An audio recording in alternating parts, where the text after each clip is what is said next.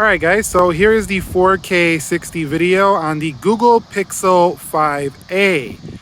Now some people have been complaining about overheating, and I found that if you record for well over 5 minutes you may start to see an overheating message. But do you really need to record that long is my question. Let's go ahead and pan around and you can kind of see does a pretty fantastic job, I would say, overall. Even in movement, the stability is crazy good. So there you go. Let me go ahead and punch in 2x right here and zoom it in all the way to about 5x here on 4K 60 video. Alright guys, so here is the iPhone 11, also in 4K at 60 video. I'm going to go ahead and pan it around just as I did with the Google Pixel 5a. And you kind of see pretty darn good video. Always loved the iPhone 11's camera, and it's no different to this day. So let's go ahead now and spin it around and we'll bring it over here. Let's go ahead and zoom in all the way to about 3x. So the Pixel 5a can zoom in a bit further, although you don't get great quality on either of these phones with the full zoom.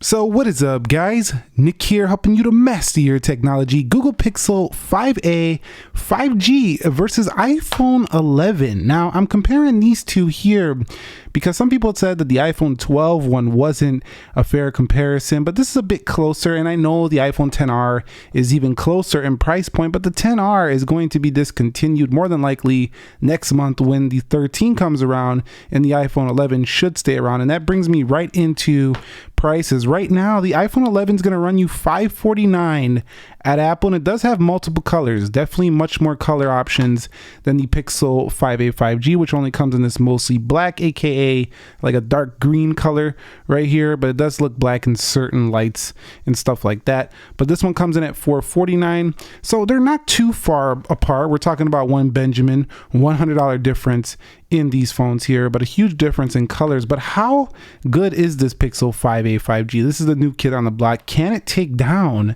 the older iPhone 11? So what do you get in terms of the body? Well, with the Google Pixel 5a 5G, you're getting a 183 gram phone with a matte texture metal back here. And on the front, it does have Gorilla Glass 3 on this phone right here. Some people say it's 6. Nope, it's Gorilla Glass 3 on the front of this device over here. On the iPhone 12, you do have Gorilla Glass as well on the front and on the back. On the sides is an aluminum frame. This is a 7000 series, but I would say I do like the Google Pixel's ability to stay a bit cleaner because of that matte texture, although the iPhone 11 does feel quite a bit premium there with that glass sandwiched around that really sturdy aluminum. Now on the front, you can see it's a very big difference in design in terms of, the Pixel 5a 5G having that really small punch hole over there, and then this phone on this side having that notch. Now when it comes to water and dust resistance, the Google Pixel 5a does offer up IP67 dust and water resistance for up to 1 meter in 30 minutes. Now for the iPhone 11, you're looking at IP68 dust and water resistance, so for 2 meters for 30 minutes. So this one's a bit better when it comes to water, but I mean, either way you go, the things you need to do with your phone, if you get a little bit wet, they're both going to survive that, no problem. Keeping in mind that the display here is 85% screen to body ratio. That means that the iPhone 11, you could see it just by looking at them right here, does have a much thicker bezel around the edges of this phone, and it's very noticeable on the day-to-day compared to something like the Google Pixel 5a, which just feels like you're holding it pretty much all screen in your hand. Not quite 100% there because of that punch hole, but it definitely feels a lot more thinner on the bezels. It feels more premium on that display. And since we're on the topic of displays, who wins it out here on the display? Now, I don't know about you, but I could see it right through this camera lens.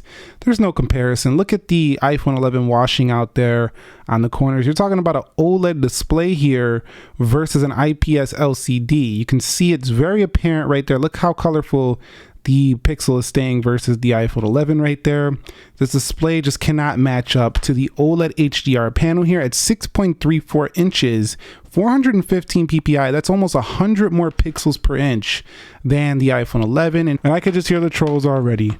You know what? This guy's talking about the display. I don't have no problem with my iPhone 11's display. I'm not saying the iPhone 11's display is bad or the XR's. What I'm saying is that it can't compete with OLED. It just doesn't. Like, just no way around them. Put them side to side and you'll see what I'm talking about. Now, if your eyes hurt because of this, I totally agree with you. Go with an IPS LCD if this is hurting your eyes, OLED, stuff like that. But in terms of just color reproduction, saturation, stuff like that, the Pixel walks away with the victory here. This one is very well calibrated and it gets plenty darn bright for being an LCD panel. No problems with that. But it definitely washes out more on the corners. It's not as saturated. It just doesn't look as good. Now, when it comes to watching videos on here, the Google Pixel does have a little bit of a narrower display, but it still gives you a little bit more screen right there when you are watching a video versus the notch cutting into content a bit here for the iPhone 11. Not to say the iPhone 11 is bad. It's pretty good as well, but you can see there's just a little bit more cutting into your content there on the right, but at least the iPhone 11 gives you a little bit of a wider aspect ratio. So the iPhone 11 is comfortable, but I like the way the Pixel's colors look, so I'm gonna have to give it to the Pixel in terms of the actual quality of display. Now, one area though where the iPhone 11 can still shine though is it has these nice features like True Tone. Over here, it has its own dark mode set up. I mean, you have that on the Pixel as well, but you don't have True Tone mode.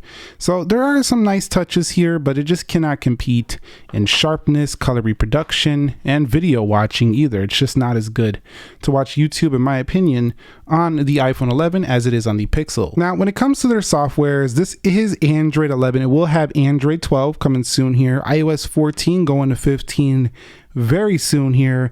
And really, it's not a total clear winner in this category. This is down to what do you like. Certain people are Android for life.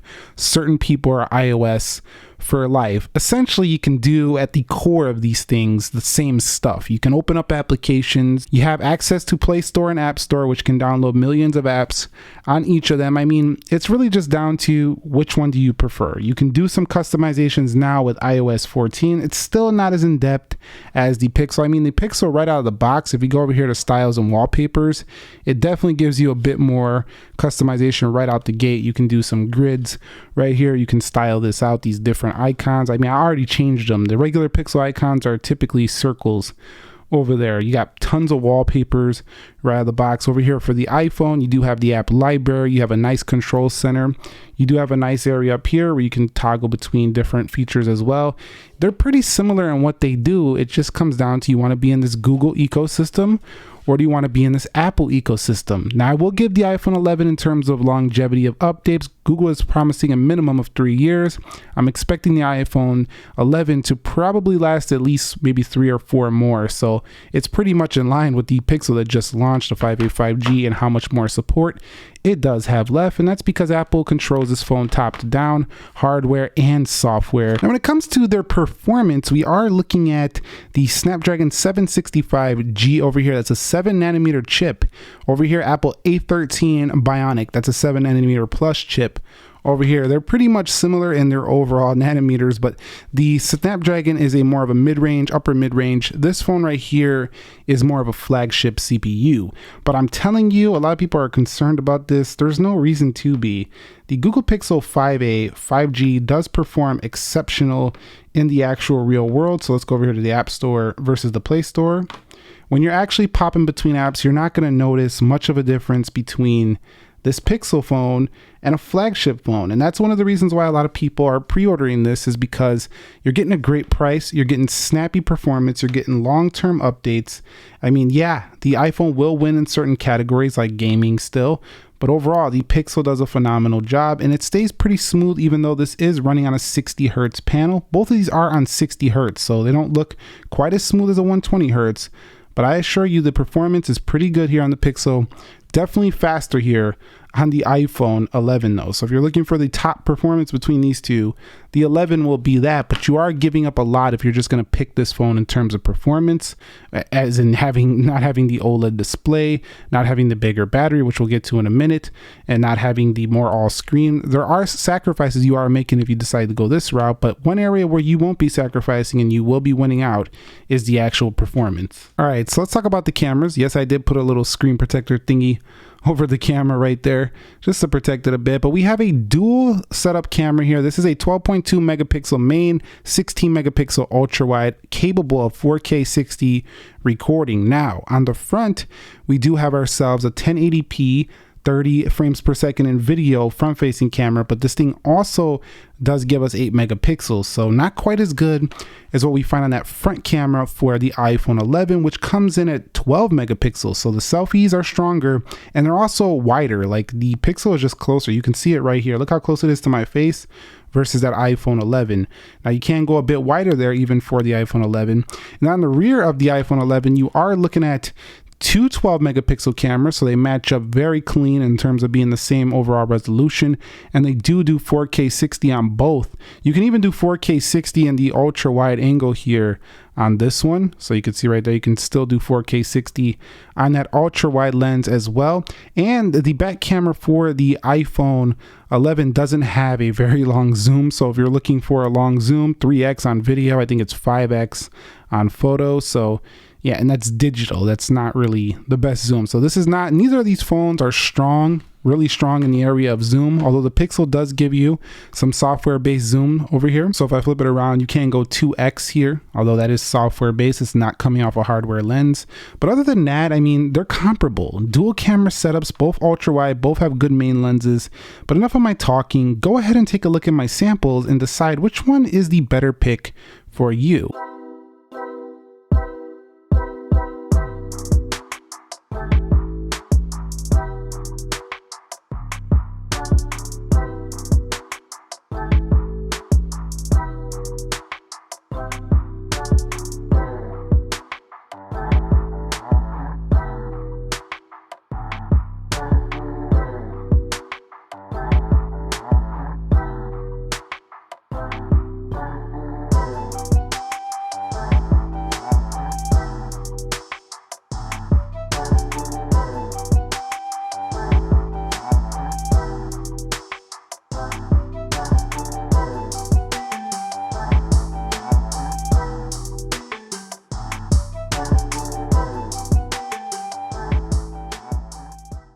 Alright guys, so this is the Google Pixel 5a front-facing video. This is how it does sound.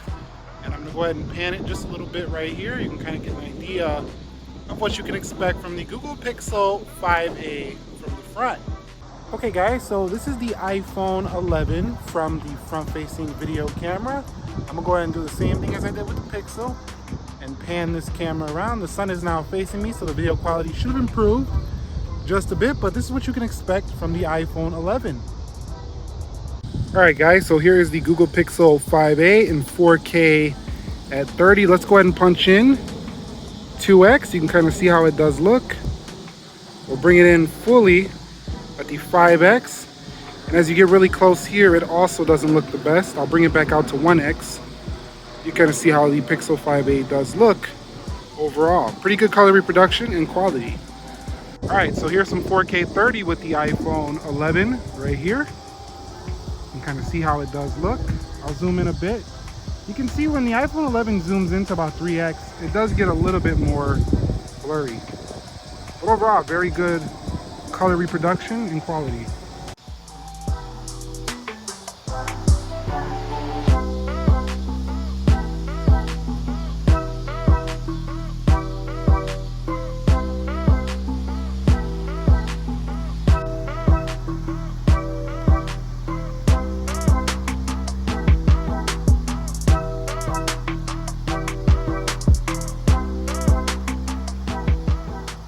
All right, so when it comes to the battery life, the Google Pixel 5a 5G 4680, that's what's stuffed inside of here, and it's still that thin. It's a pretty sizable battery up inside this phone. Now over here, this is no chump either. 3110, that's pretty good for an iPhone, because an iPhone is pretty darn efficient as well at its actual battery use. I will say that if you're looking for the longer battery life, the iPhone 11 is likely going to be the one that loses out here. I say that because the Pixel 5a has been very impressive, especially if you're not using a camera all day. This phone, I finished the other day still in the 70s, like right here, but I'm not, kid you not, like this phone could probably go 2 days. The iPhone 11 is also one of those phones I could say if you use it heavily, it can make it the whole day. However, I wouldn't trust the iPhone 11 too much to go a full 2 days. It can probably get a day and then the first half of the next day. So I will say I'm giving the Pixel the win here.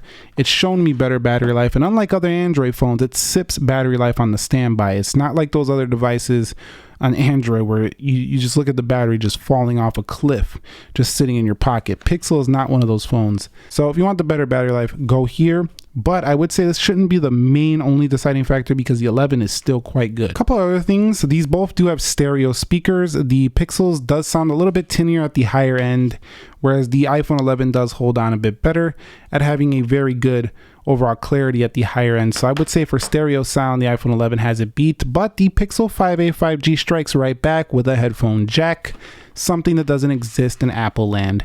So if you're looking for a headphone jack, you can get it there for the Pixel 5a. A couple other things. Biometric security. This fingerprint sensor is a joy to use here for the Google Pixel 5a. Not only that, you can swipe it down for your notifications tray. I'm on the wrong finger, hold on.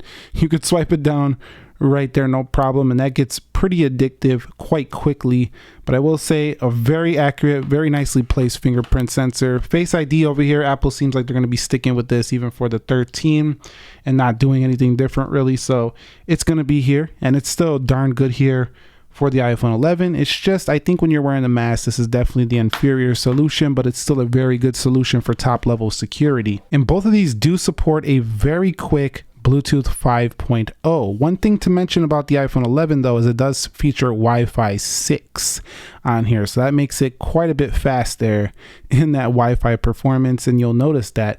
However, what you'll also notice is the 11 doesn't have Qualcomm modem, so the Google Pixel 5a strikes back one more time with having a little bit better reception and reliable signal strength, especially when you get out of your typical metropolitan area. Also, keep in mind we are rocking with the USB-C Type 3.1 over here, Lightning port, so you are going to have more of a universal control there for the Pixel 5a 5G. I mean, even Apple's using USB-C on their iPad Pros, so Lightning is a step back, I think, if you are, somebody who likes to use multiple devices other than Apple devices and Apple iPhones. But if you use mostly Lightning products, it won't be a big deal either way. And in the way of phone call quality, I think the Pixel has it beat here, mostly because the Pixel does have a little bit better signal strength, I noticed, but the iPhone does have a really sweet looking dialer, very big buttons right there, but that's totally aesthetic. One thing I really enjoy about the Pixel though is in the settings they have these nice caller and ID spam features in here, flip to shush,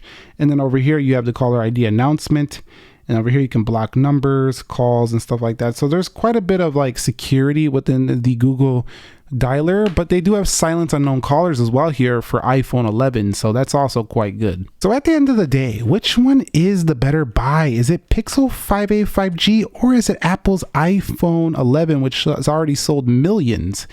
And to be quite honest with you, it really comes down to what you prefer. But if you want my answer, I do think the Pixel 5a 5G is clearly the better value phone. You're just getting a better screen here. You're getting a very comparable camera. And yes, there is this thing where the Pixel can get a little bit warm if you're recording for a very long time in the top 4K 60. And if you're a pro videographer, I don't even know why you would be buying a value pack phone like this. You should probably be looking at a flagship grade device. But if that concerns you and you want to have continuous recording in the top level 4K 60 at all times, go with the iPhone 11. But the Pixel does, I think, offer a little bit more of a modern experience, a little bit more higher value than the iPhone 11 right now. However, the iPhone 11 still stands as one of the best iPhones you can buy for the money as well, because you're getting that long software support. You're getting the Apple ecosystem, and that's something to be said. A lot of people love the Apple ecosystem, and it's one of the main reasons that no matter what hardware Android brings, doesn't matter. They're going to be saying, I'm going with Apple. Value-wise, the Pixel has won this one out. But the iPhone 11 is probably the overall better, premium-like device here. But this is a lot closer than you might think. This is a very tough comparison here. Let me know your thoughts down below in the comments section of this video. Which one do you think is the better pick? Which one will you go with? And if you found this video helpful, entertaining, informing, click the like button for me. Subscribe for more. Nick here. Be sure to be well. Peace.